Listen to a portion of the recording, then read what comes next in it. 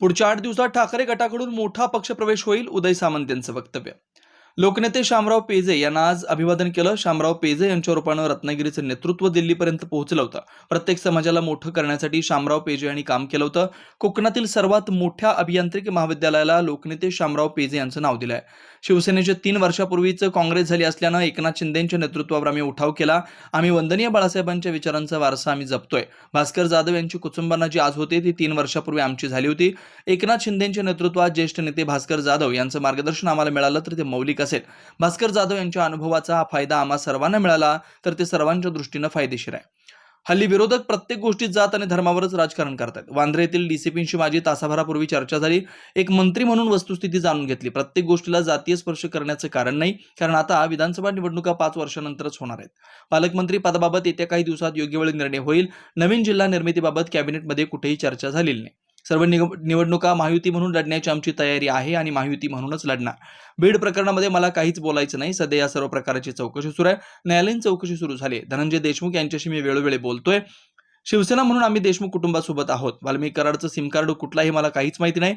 परदेशी करेक्शन जर पोलिसांना उघड झालं असेल तर त्या संदर्भात पोलीस कारवाई करतील. परभणीतील पीडित कुटुंबाची मी भेट घेणार आहे. उद्धव ठाकरे गटाचा मोठा पक्षप्रवेश पुढच्या 8 दिवसात शिवसेनेत होईल. आम्हाला गद्दार म्हणणाऱ्यांना आता आम्ही खरे शिवसैनिक वाटू लागलोय. रत्नागिरी जिल्ह्यात सुद्धा उद्धव ठाकरे सेनेची काँग्रेस झालेली या जिल्ह्यात दिसेल. उच्च न्यायालयानं असे निर्देश दिलेत तसा तपास होईल. या तपासातून जे काही खरं येईल ते बाहेर येईल. शिवसेनेमध्ये होत आहे अशी चर्चा आहे की काही बडे स्थानिक जे नेते आहेत ते देखील आता तुमच्यासोबत येणार आहेत आणि उपमुख्यमंत्री एकनाथ शिंदे यांच्या उपस्थितीमध्ये पक्षप्रवेश होऊ शकतो. धमाका कधी पाहायला मिळणार आहे? 18 तारखेला स्वतः राज्याचे मुख्यमंत्री हे दावोसला जात आहेत. मी 19 तारखेला दावोसला जातोय. मी 24 तारखेला परत येणार आहे. त्याच्यामुळे 24 तारखेपर्यंत आपण वाट बघावी. आपल्याला अपेक्षित असलेला आणि जनतेला अपेक्षित असलेला उभाटाचा फार मोठा पक्षप्रवेश हा पुढच्या 8 दिवसामध्ये होणार आहे. आता शिल्लक आहे ते संगमेश्वर आणि विशेषतः रत्नागिरीमध्ये हे प्रवेश असतील. आता शिल्लक हा शब्द तुम्ही वापरलेला आहे, मी नाही.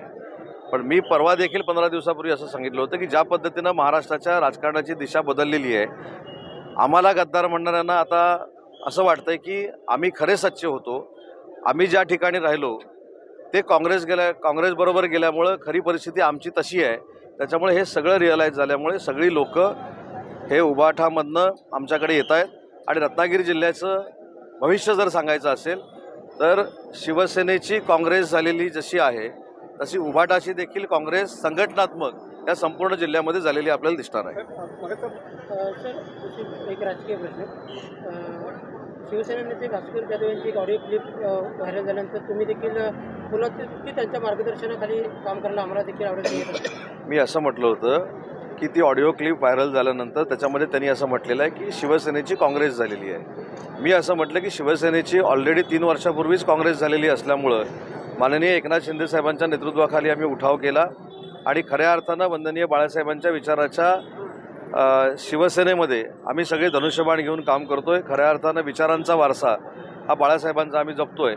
आणि ही जी काही कुचंबणा आज भास्कर जाधव साहेबांची होते तीच 3 वर्षापूर्वी आमची झालेली होती, म्हणून आम्ही उठाव केला होता.